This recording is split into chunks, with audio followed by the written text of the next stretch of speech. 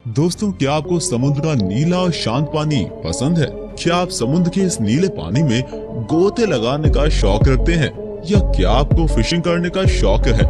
अगर ऐसा कुछ है तो फिर आपको समुद्र के भीतर रहने वाले जानवरों से भी बचने का हुनर जरूर सीख लेना चाहिए दोस्तों। खास तौर से समुद्र में रहने वाले शार्क से बचने की ट्रिक आपको जरूर जान लेनी चाहिए, क्योंकि अन्य किसी समुद्री जीव के अटैक करने के बाद भी हो सकता है कि आप सुरक्षित पानी से बाहर आ जाएं। लेकिन एक बार शार्क ने अगर आपके ऊपर अटैक कर दिया तो फिर आपके लिए जान बचाना काफी मुश्किल हो जाता है। उस वक्त आपको समझ में नहीं आता है कि पानी में रुककर शार्क से भिड़ जाएं या फिर अपनी जान बचाकर भागें। ऐसे में आज के इस वीडियो के थ्रू हम आपको ये बताने वाले हैं कि ऐसी हालत में आपको क्या करना चाहिए और क्या नहीं।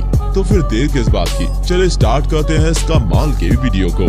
शार्क के अटैक से बचने के लिए आप दो स्ट्रेटेजी से काम ले सकते हैं दोस्तों। पहली स्ट्रेटेजी तो ये है कि आप खुद को शार्क के रडार में आने से बचाएं, और दूसरी स्ट्रेटेजी में हम आपको ये बताएंगे कि अगर आपके ऊपर शार्क ने अटैक कर दिया है तो फिर इस हालत में कैसे खुद को सेफ रखा जाए। नंबर 1, गहरे पानी में स्विमिंग ना करें।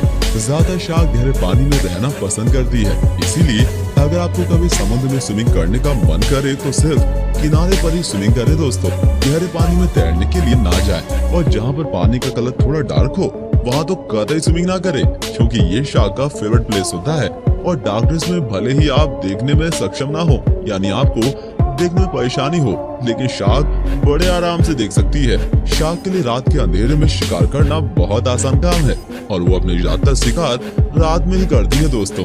नंबर 2, शार्क को देखकर कोई हलचल ना करें। अगर आपके आसपास कोई शार्क है तो फिर बिल्कुल शांत होकर उसके जाने का वेट करें। इस वक्त आप पानी के भीतर बिल्कुल भी हलचल ना करें दोस्तों, ना तैरें और ना ही पानी में कोई हलचल पैदा करें।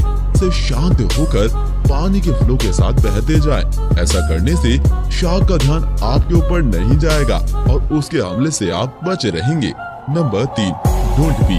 अक्सर लोग पानी के भीतर रहते हुए खुद को हल्का कर लेते हैं, लेकिन अगर शार्क आपके आसपास है तो फिर भूल के भी पानी के भीतर टॉयलेट ना करें दोस्तों, क्योंकि शार्क बहुत सेंसिटिव होती है और यूरिन उसे बहुत अटैक करता है।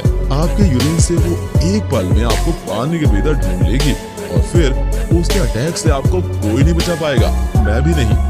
शार्क को ब्लड भी बहुत अटैक करता है। ऐसे में अगर पानी के भीतर तैरते हुए आपको चोट लग गई है और आपको ब्लड आना शुरू हो गया है तो फिर तुरंत पानी से बाहर आ जाएं दोस्तों। मेरे प्यारे दोस्तों, ये तो बात हो गई कि आप शार्क से दूर कैसे रहें, लेकिन अगर आपका सामना शार्क से हो जाता है तो फिर आपको खुद को शार्क के अटैक से कैसे बचाना है, चलिए उसके बारे में भी थोड़ा बात कर लेते हैं।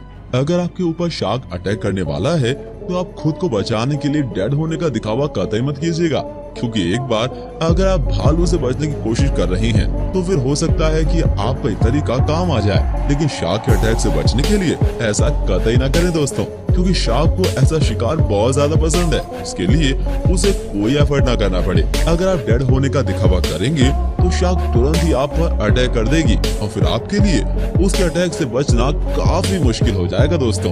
नंबर 2, डट कर सामना करें। शार्क के सामने आ जाने पर आप उससे डरकर भागने की कोशिश मत कीजिए, क्योंकि पानी के भीतर आप शार्क से ज्यादा तेज नहीं तैर सकते। ऐसे में बेहतर यही होगा कि आप बचकर भागने की कोशिश ना करें, बल्कि उस पर अटैक करें। अब आप सोच रहे होंगे कि पागल हो गया है, दिमाग ठीक है तेरा, हम उससे कैसे लड़ सकते हैं? एक आदमी भला इतनी बड़ी शार्क से कैसे लड़ सकता है?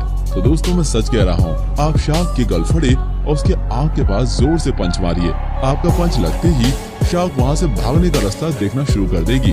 शार्क ज्यादा देर तक अपने शिकार के साथ जूझना पसंद नहीं करती है। शार्क बहुत जल्दी गिव अप कर देती है, वो आपके साथ ज्यादा देर तक लड़ने की कोशिश नहीं करेगी। और अगर आपके पास कोई वेपन है, जैसे कि चाकू या कोई नुकीला औजार हो, तो उसका भी यूज कीजिए। आप शार्क के नाक या उसके गलफड़े पर हमला कर सकते हैं दोस्तों। नंबर 3, जितनी जल्दी हो सके पानी से बाहर आ जाएं। अगर एक बार आपने किसी तरह से शार्क को भगा दिया है तो उसका ये मतलब नहीं है कि अब शार्क लौट कर नहीं आएगी। इसीलिए जितनी जल्दी हो सके आप पानी से बाहर आ जाइए, क्योंकि शार्क की बैक से अटैक करने के लिए जाना जाता है। एक बार जाने के बाद भी वो दोबारा से लौट कर आ सकती है, और हो सकता है कि दोबारा वो और ज्यादा अटैकिंग मोड में वापस लौटे। और आखिर में हम आपसे इतना ही कहना चाहेंगे कि अगर आपके ऊपर शार्क ने अटैक कर दिया है तो तुरंत अपना इलाज कराएं। अगर आपको शार्क के अटैक से थोड़ी भी चोट लगी है और ब्लीडिंग हो रही है तो भी आप जल्दी से जल्दी ब्लीडिंग को कम करने की कोशिश कीजिए दोस्तों। इस तरह की और वीडियोस के लिए सब्सक्राइब करें हमारा चैनल। आज के लिए बस इतना ही। धन्यवाद दोस्तों।